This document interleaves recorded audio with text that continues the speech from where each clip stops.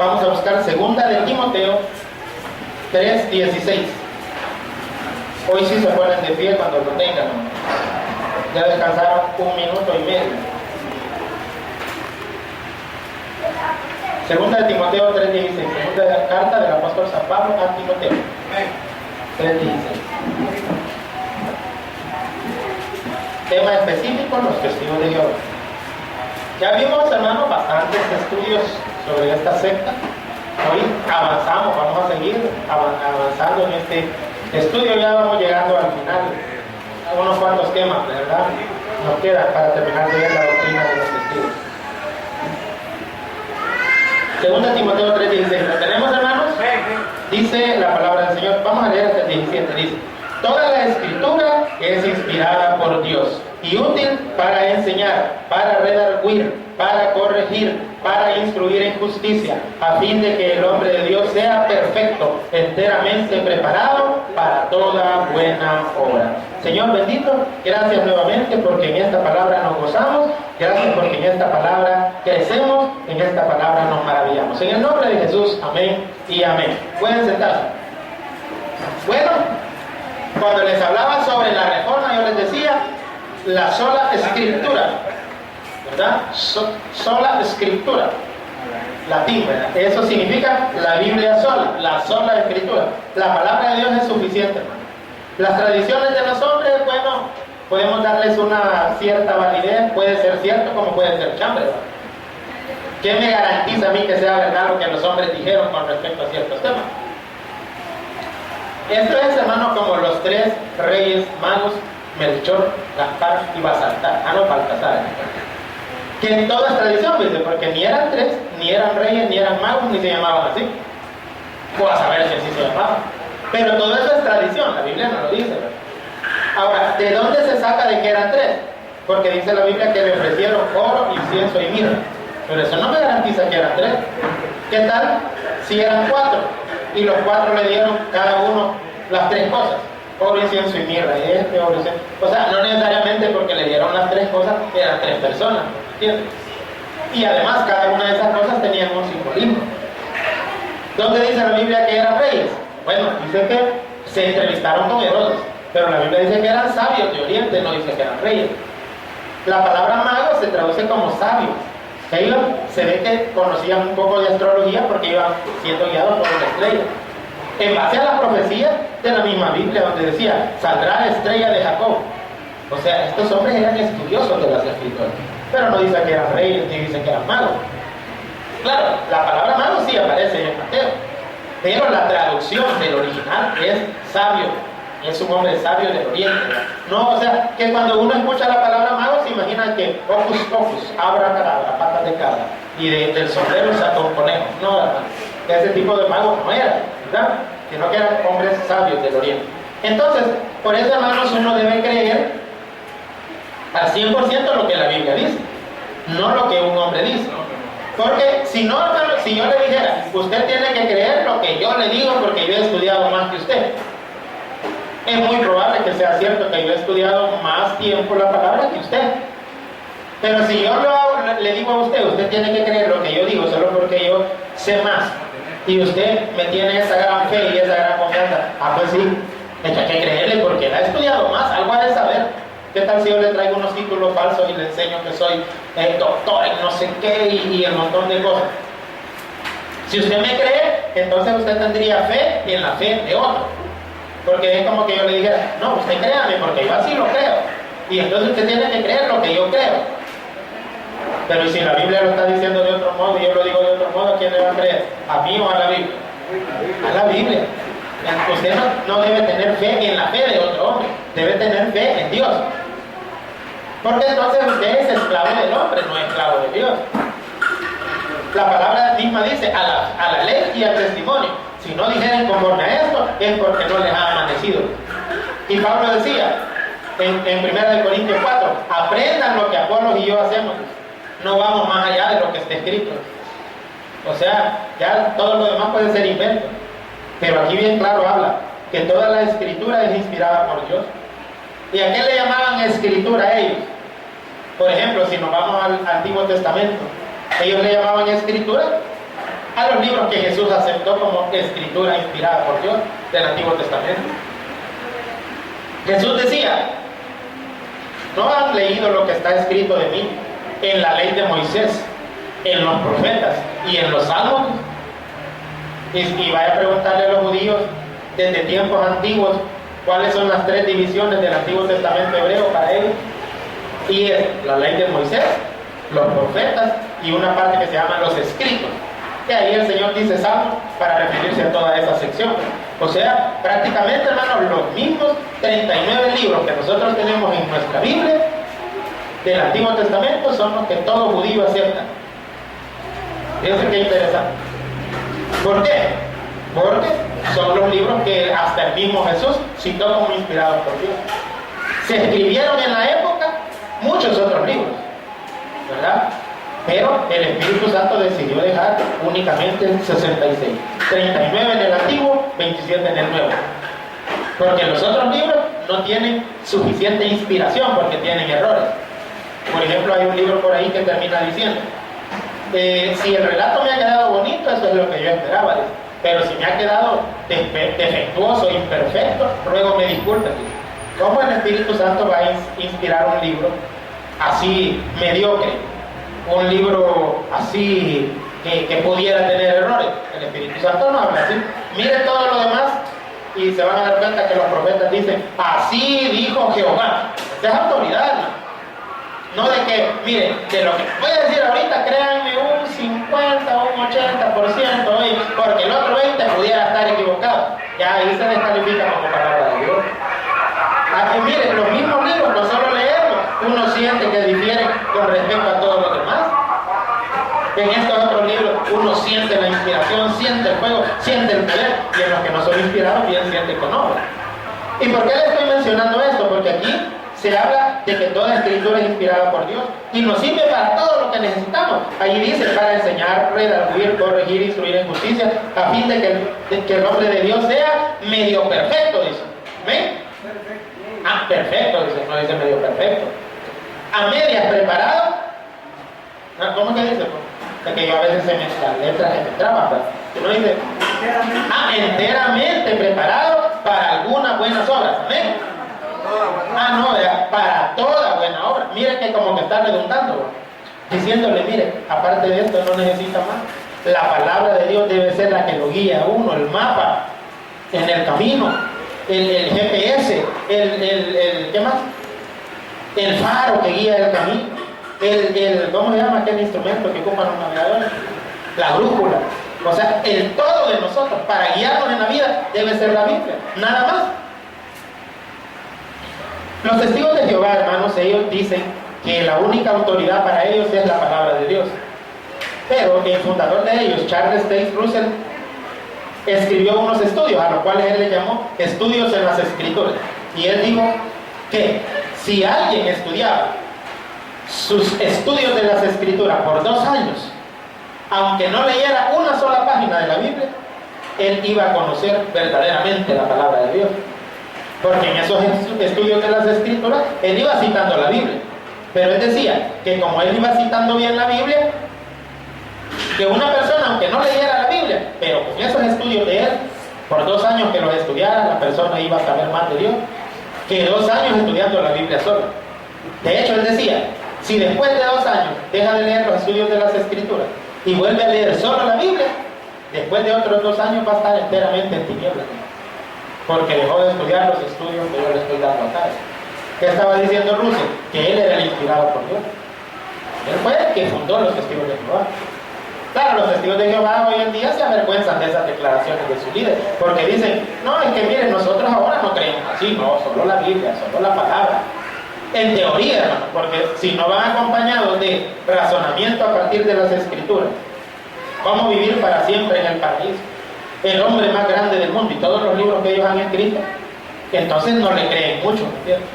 De hecho, hasta hicieron una versión de la Biblia adaptada a su doctrina, la traducción del Nuevo Mundo de las Sagradas Escrituras, donde cada versículo que no les convenía le iban cambiando, le metían una palabrita por aquí, La ponían entre corchetes para decir que era para darle más validez, pero a veces le aumentaban y no lo ponían entre corchetes. Total, hermano, que es una tergiversación total de la palabra. La prueba está que todas las Biblias, católica, evangélica, los mormones, ¿verdad?, que se basan en la versión del Rey Jaime, y todas estas versiones dicen lo mismo, y solo esa versión está toda revesada. Quiere decir que entonces ellos son falsos testigos de Jehová, ¿verdad? Ahora, para nosotros sí, la única autoridad, por lo menos en esta iglesia, no es el pastor, es la palabra de Dios. Yo les he enseñado a ustedes que si un día no están de acuerdo con lo que yo digo, por favor levanten la mano, díganme por qué no están de acuerdo. Tal vez yo sea el equivocado, tal vez hay una palabrita que yo la pasé por alto y usted me dice, mire, y esta palabra, y tal vez ahí el Espíritu me ilumina, ahí que vean que la estaba regando, ¿verdad? Entonces yo tengo que cambiar para adaptarme a la Biblia. No tengo que venir y cambiar la Biblia para que se adapte a lo que yo creo, como hacen ellos, ¿verdad? Entonces, ¿cuál es supuestamente la única autoridad para ellos? La Biblia, supuestamente, pero eso es falso. En la teoría, hermano, es con su versión de la Biblia y sus libros, porque si no, usted puede terminar más perdido si no lee sus libros, según ellos, lo cual es enteramente falso, según lo que vimos aquí, porque aquí dice que la escritura es útil para todo lo que necesitemos y que con ella estamos perfectos y enteramente preparados para toda buena obra. ¿O no lo leímos, hermano? No necesitamos algo más. Hablemos de otro tema que ellos creen. Ellos consideran, hermano, que Jesucristo en realidad no resucitó de entre los muertos. ¿Cómo así? Fíjense bien, ellos consideran que Jesús lo que salió fue espíritu nada más. O sea, a Jesús se le permitió volver, pero a saber de dónde, no dicen ellos, porque ellos dicen de que al morir ahí se acaba todo. O sea, no es que cuando se muere la persona el alma sale. Nosotros creemos que cuando una persona muere el alma y el espíritu salen. El espíritu vuelve a Dios que lo dio, como dice Eclesiastés 12:7, y el alma puede ir o al cielo con Dios si ha recibido a Cristo, o al infierno con Satanás y sus demonios por toda la eternidad si no ha recibido a Cristo. Entonces ellos dicen, no, pero al morir ahí se acabó todo. La pregunta es, si eso fuera cierto, entonces ¿cómo es posible que Jesús regrese de los muertos y regresa solo espíritu? Entonces ellos dicen, no, es que él antes de hacerse hombre era un espíritu, era el arcángel Miguel. Quiere decir que el arcángel Miguel es el que tomó carne entonces, y cuando muere se elimina la carne y queda otra vez el arcángel, ¿verdad? Ya sin cuerpo otra vez. Así creen ellos. Entonces el arcángel Miguel fue el que se le apareció a María Magdalena después de la resurrección, y era solo un ángel. La apariencia que él tenía no era física, él no tenía un cuerpo físico, según ellos. Esa es la doctrina oficial de los testigos de Jehová. Ahora vamos a demostrar con la Biblia de que Jesús sí tenía un cuerpo cuando él resucitó. De hecho, la resurrección significa que el mismo cuerpo y la misma alma tienen que volverse a unir, si no, no es resurrección. Cuando Lázaro se levantó, no le dijeron al Señor, lleve ya, porque era 4 días tenía de muerto, ¿sí o no? Y el mismo cuerpo fue el que se levantó, ¿o no? Todavía iba todo atado, ¿va? Y dijeron, desátenlo, y le quitaron las vendas y ya salió Lázaro. Pero era el mismo cuerpo. Y el alma de él, ¿a dónde había ido? Mientras él estuvo muerto, al seno de Abraham, que era el lugar donde iban antes en el Antiguo Testamento, ¿no? O sea, hasta el momento de que Cristo muere y resucita, todos iban al centro de la tierra. Ahí estaba el lugar de salvación y condenación. Solo que más abajo estaba el de condenación y más arriba el de salvación. Y eso es comprobable escrituralmente. Pero ese tema lo voy a tocar más adelante. Entonces, el alma de Lázaro sale y se une nuevamente a su cuerpo. Por eso fue que el cuerpo cobró vida. Porque en el libro de Santiago dice que así como el cuerpo sin espíritu está muerto, así también la fe sin obras es muerta. O sea, un cuerpo sin la parte espiritual está muerto. Por eso es que Adán estaba muerto. Solo era un muñeco de barro, hasta que el Señor sopló en su nariz aliento de vida y fue el hombre un ser viviente. ¿Hasta qué momento? Hasta que Dios pone el alma y el espíritu a través de sus ojos, es que el ser cobra vida. Entonces sí hay una parte espiritual que sobrevive a la muerte de la parte material. En Mateo 10:28 dice, y no temáis a los que matan el cuerpo, pues el alma no pueden matar. Eso me confirma entonces que alguien puede matar mi cuerpo, pero no matar mi alma. Entonces el alma no es lo mismo que el cuerpo. Miren, fácil, sencillo, ahí está comprobado. ¿Verdad? No puede matar el cuerpo, el alma sobrevive. Si no, acordémonos de que tanto Elías como Eliseo le pidieron a Dios que resucitara a un niño, ¿verdad? Ambos tuvieron niños muertos y ambos los resucitaron. Le dijeron a Dios: Señor, haz que el alma del niño vuelva a él, y el alma volvió al cuerpo. Entonces, ¿por qué volvió? Porque antes había salido. Mire, todo está tan claro en la Biblia, pero claro, algunos no lo entienden porque no han nacido de nuevo. La Biblia dice que para el que no ha nacido de nuevo, la palabra de Dios es locura. Es locura a los que se pierden. Pero los que hemos recibido el Espíritu Santo tenemos un entendimiento sencillo. Y hermanos, la Biblia no hay donde perderse. La muestra que Jesús no era un ser espiritual cuando resucitó, la hallamos en Juan 20, del 24 al 28. Busquémoslo, por favor. Evangelio según San Juan, capítulo 20, versículos 24 al 28. ¿Sí, hermano? Sí.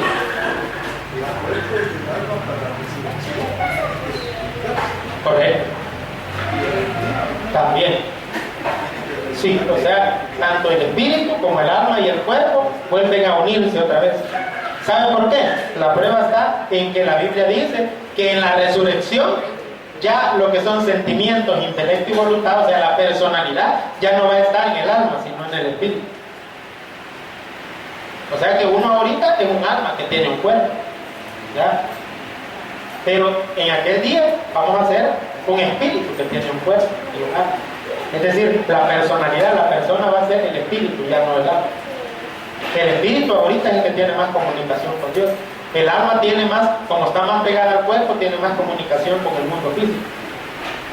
Por lo tanto es más carnal, se puede decir, el alma, porque está más cerca del mundo material, del mundo pecaminoso. ¿Sí, hermana?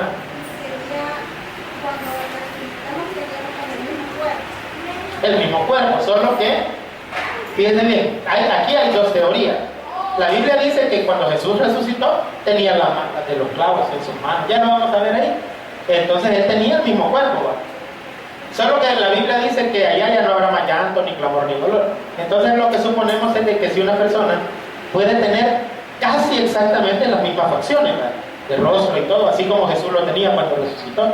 Porque de hecho la Biblia dice que nuestro cuerpo resucitado va a ser igual al que él tenía cuando él resucitó. O sea, de carne y hueso va a ser y similar, pues. Pero yo creo que si una persona no tenía mano, va a tener mano. Si no tenía pie, va a tener pie. O sea, ya vamos a salir sin ningún defecto, ¿verdad? Pero la apariencia física va a ser similar, ¿verdad? Amén. Entonces, así va a ser. Ahora, veamos, comprobemos, hermanos, de que cuando Jesús resucitó, sí tenía un cuerpo. Juan 20, del 24 al 28. ¿Lo tenemos, hermanos? Dice: pero Tomás, uno de los 12, llamado Dídimo, no estaba con ellos cuando Jesús vino. Le dijeron pues los otros discípulos: al Señor hemos visto. Y él les dijo: si no viere en sus manos la señal de los clavos, y metiere mi dedo en el lugar de los clavos, y metiere mi mano en su costado, no creeré. 8 días después estaban otra vez sus discípulos dentro, y con ellos Tomás. Llegó Jesús, estando la puerta cerrada, se puso en medio y les dijo: paz a vosotros. Luego dijo a Tomás: pon aquí tu dedo y mira mis manos, y acerca tu mano y métela en mi costado, y no seas incrédulo sino creyente. Entonces Tomás respondió y le dijo: Señor mío y Dios mío. Ahí lo reconoció como Señor y como Dios. O sea que Jesús es Dios. Amén, hermano. Padre, Hijo y Espíritu Santo, un solo Dios, la Santísima Trinidad. En eso es lo que creemos nosotros. Entonces, hermano, podemos ver claramente que Jesús tenía un cuerpo físico. Meter tu mano en mi costado, a donde le habían metido la lanza al soldado romano. Ahí tenía el agujero. Y le dicen: vení, Tomás. Si no crees, vení, toca, si querés. Entonces era un cuerpo físico, no un cuerpo espiritual, como dicen los testigos. Espero que vayan anotando, hermano, porque así no cuando le digan algo, los señores del cartero, vean, en vez de tirarle la puerta en la cara, usted hasta los puede atender y atender y tender, ¿me entiendes?, con la palabra de Dios. Veamos lo que dice Juan 21, del 12 al 13. Juan 21, del 12 al 13. ¿Lo tenemos? Les dijo Jesús: venid, comed. Y ninguno de los discípulos se atrevía a preguntarle: ¿tú quién eres?, sabiendo que era el Señor. Vino pues Jesús y tomó el pan y les dio, y asimismo del pescado. ¿Va? O sea, ¿Jesús comió o no comió, hermano? Claro que comió. Entonces, ¿tenía un cuerpo físico, sí o no? Vaya, entonces que no me vengan a decir a mí que era un espíritu, que era una apariencia espiritual. Un espíritu, ¿cómo va a comer? Veamos ahora un texto más claro. Lucas 24 es el libro anterior a Juan. Así que retroceda en la Biblia al libro que está antes de Juan. Tiene que retroceder esos 21 capítulos de donde estaba para atrás y va a llegar al último capítulo de Lucas, Lucas 24:30.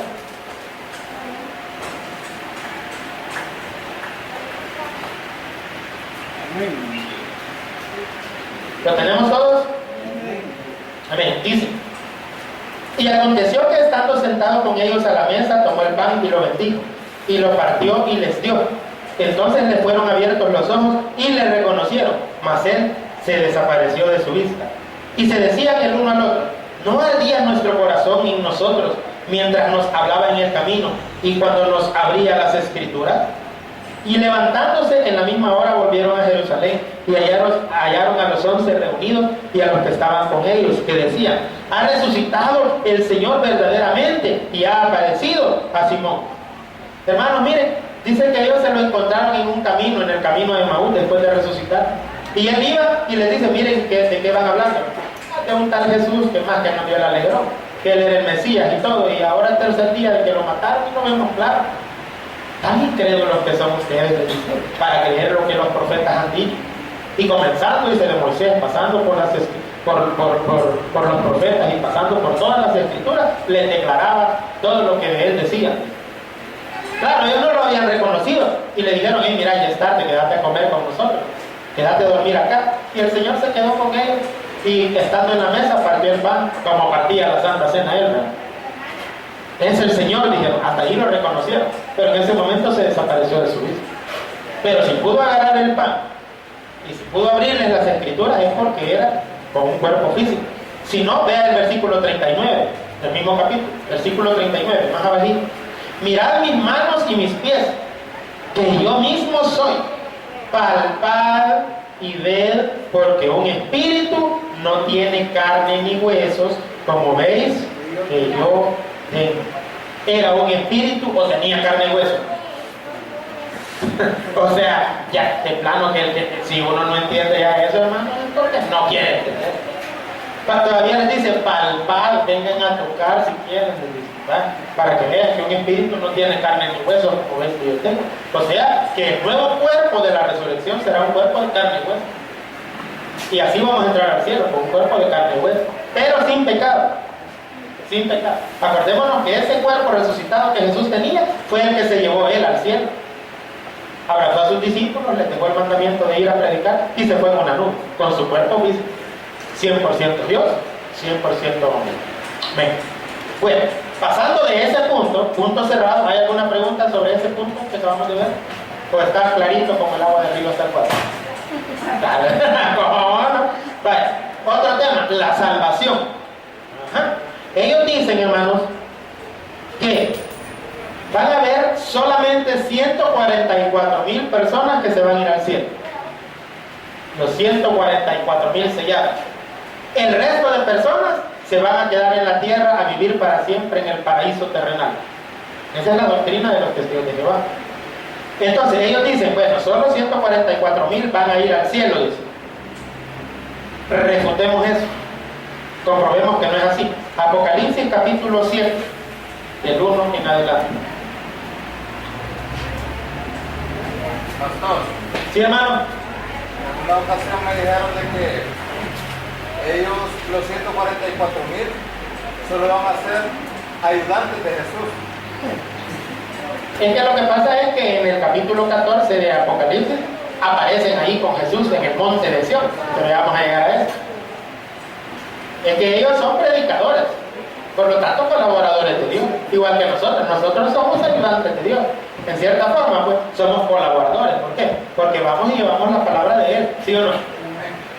Y eso lo dice la Biblia: somos embajadores en nombre de Cristo, como si Dios rogase a los inconversos que se conviertan a través de nosotros, ¿verdad?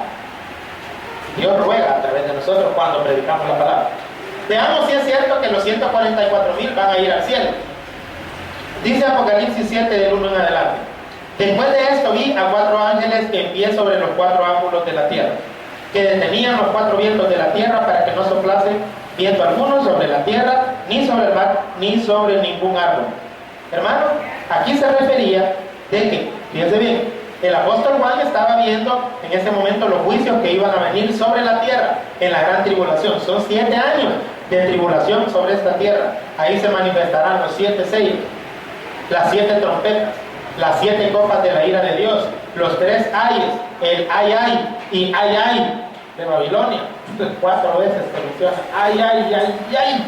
Y cuando Dios dice ay, hermanos, es porque de plano me va a doler, ¿verdad?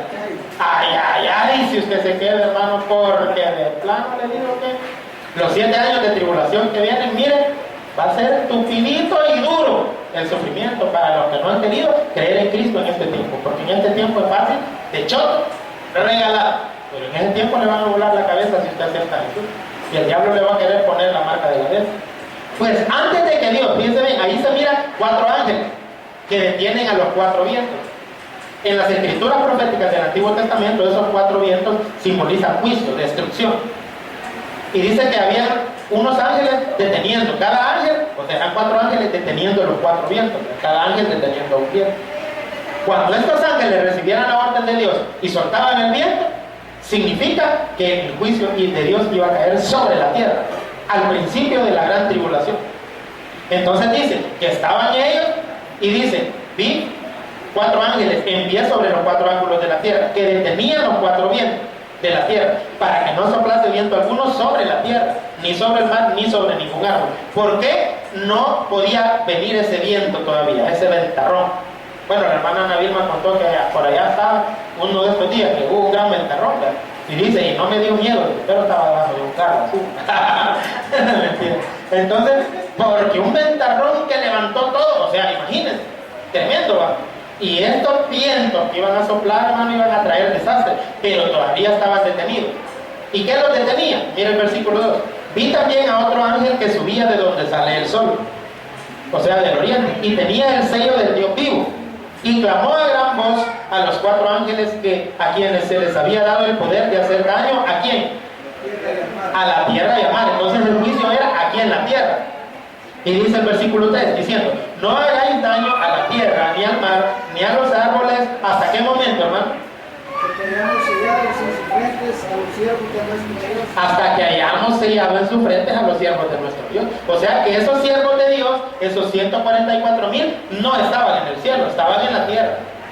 E iban a recibir el sello de Dios, porque cuando Dios mandara esos 4 vientos, Dios mandara ese juicio sobre la tierra, el juicio no cayera sobre ellos. Pero no dice la Biblia de que el anticristo no lo pueda perseguir. Pero por lo menos el juicio que Dios envía desde el cielo no va a caer sobre ellos.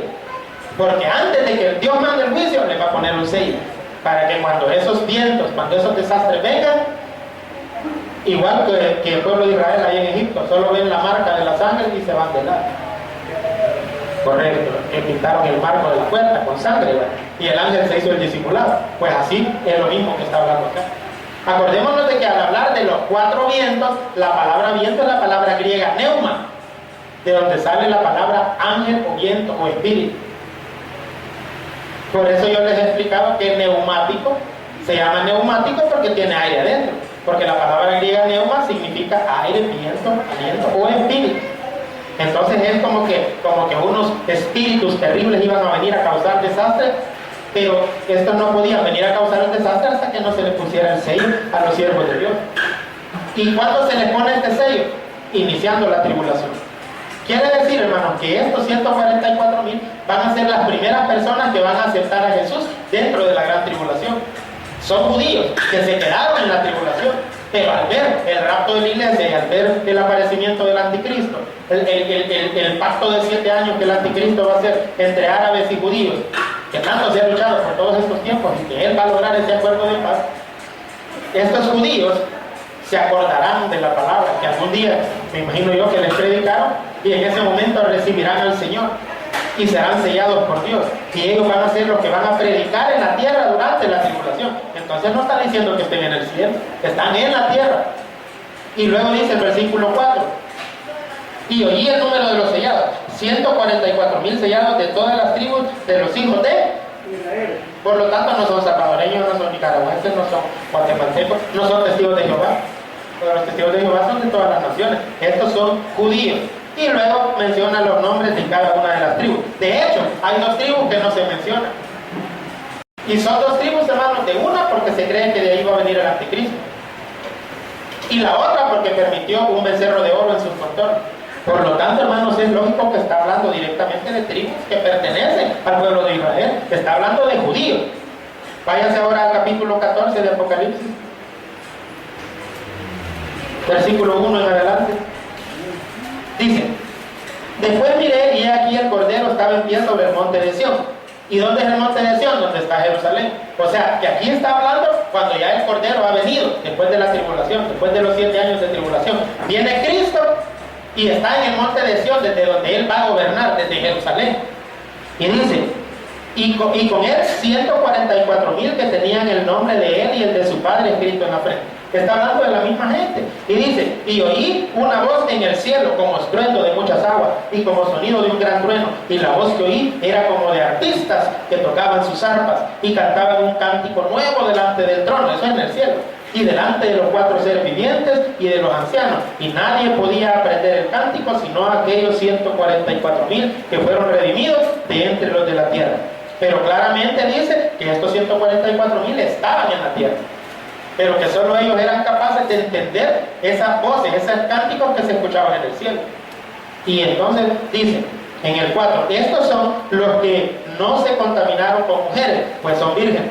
No quiere decir que las mujeres contaminen a los hombres si uno se casa con ellas, aunque cansado, ¿verdad? En algunos casos. Pero, fíjense bien, quizás yo creo que es más al revés, ¿verdad? Quizás vemos más hombres que contaminamos a las mujeres con nuestras malas mañas. Pero ahí lo que está diciendo, hermanos, es de que simplemente, como estaban en un periodo de tribulación y es muy corto, ellos se iban a dedicar a la tarea de predicar, por lo tanto decidieron quedarse sin casar. A eso se está refiriendo. Entonces dice: pues son vírgenes. Estos son los que siguen al Cordero por donde quiera que va. Estos fueron redimidos de entre los hombres como primicias, o sea, los primeros frutos, para Dios y para el Cordero. Por eso les decía yo que son los primeros que van a recibir a Cristo en la gran tribulación. Y en sus bocas no fue hallada mentira, pues son sin mancha delante del trono de Dios. ¿A dónde van a estar los 144,000? En la tierra, no como dicen los testigos que en el cielo. ¿Y quiénes sí vamos a ir al cielo? Los que hayamos recibido a Cristo. Los que hayamos recibido a Cristo como nuestro Señor y Salvador. ¿A dónde dice eso? Filipenses 3, del 20 al 21. Búsquenlo.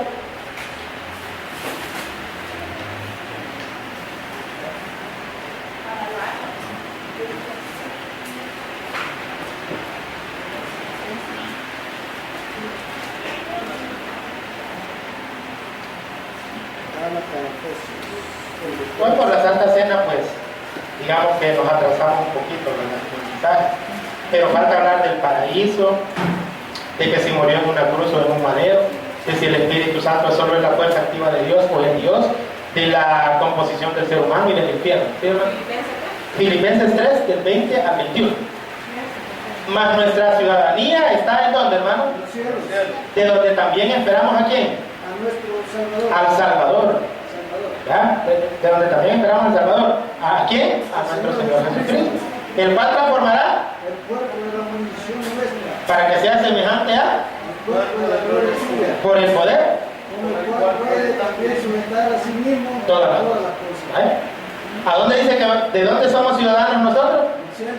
¿Y será ese el único versículo que hable del cielo? No, vea también Primera de Pedro 1, del 1 al 4, casi al final de la Biblia. Se puede ir al revés, ¿verdad? Apocalipsis, Judas, tercera, segunda y primera de Juan, segunda de Pedro, y luego llega pues ahí a Amén. Primera de Pedro, dije, vamos, segunda. Primera, 1 del 1 al 4, lea, por favor. ¿Qué digo yo? Pedro, apóstol de Jesucristo, a los expatriados de la dispersión en el Ponto, Galacia, Capadocia, Asia y Bitinia, elegidos según la presencia de Dios Padre en santificación del Espíritu para obedecer y ser rociados con la sangre de Jesucristo.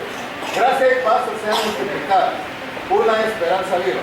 Bendito Dios Padre de nuestro Señor Jesucristo, que según su grande misericordia nos hizo renacer para una esperanza viva por la resurrección de Jesucristo de los muertos. Está hablando de que si nos hizo renacer, significa nos hizo nacer de nuevo, cuando lo aceptamos, ¿verdad? Está hablando de creyentes. Mire el versículo 4. Para una herencia incorruptible, incontaminada e inmarcesible, reservada en los cielos para vosotros. ¿A dónde está reservada nuestra herencia, hermano? Los cielos. Así que no me vengan a decirte que los 144,000 en el cielo y nosotros en la tierra. Es al revés. Los 144,000 en la tierra y nosotros en el cielo, como la ley. O sea que están algo perdidos los muchachos ahí. Mire, esto es lo que dice la palabra, referido al cielo. Y antes de cerrar el tema, solo un versículo más. Génesis 22, del 17 al 18. Que aquí os voy a decir un misterio. 22 del 17 al 18. ¿Quién me lo va a leer? Vaya, vamos a leer.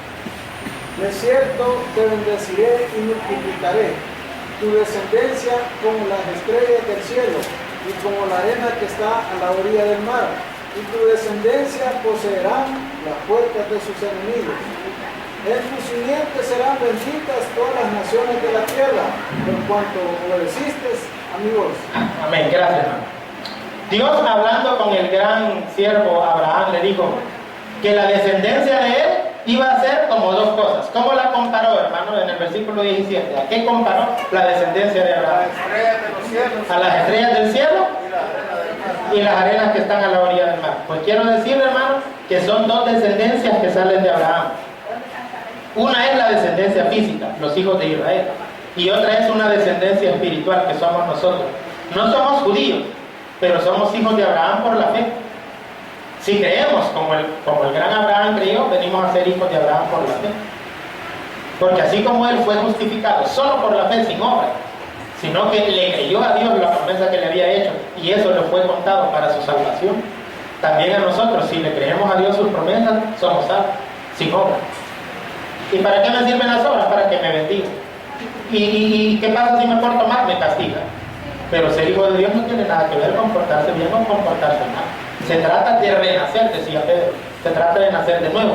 Fíjense bien, estas dos descendencias están aquí. Porque las estrellas del cielo somos nosotros, la iglesia.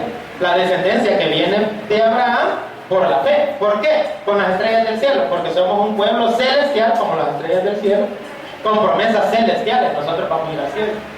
Y cuando le dijo, tu descendencia será como la arena del mar, se refería a la nación física de Israel. ¿Por qué? Porque son un pueblo terrenal como las arenas del mar, con promesas terrenales. A Israel no se le prometió el cielo, a Israel se le prometió la tierra. Y Dios hasta le dio límites, le dijo desde el río Nilo hasta el gran río, de allá que está por Babilonia, o sea, todo lo que es la media luna fértil. Entonces, para Israel, la tierra, y para nosotros, el cielo. Pero el cielo solo se le va a dar a cada persona que reciba a Jesús en su corazón como su Señor y Salvador personal. Démosle un aplauso.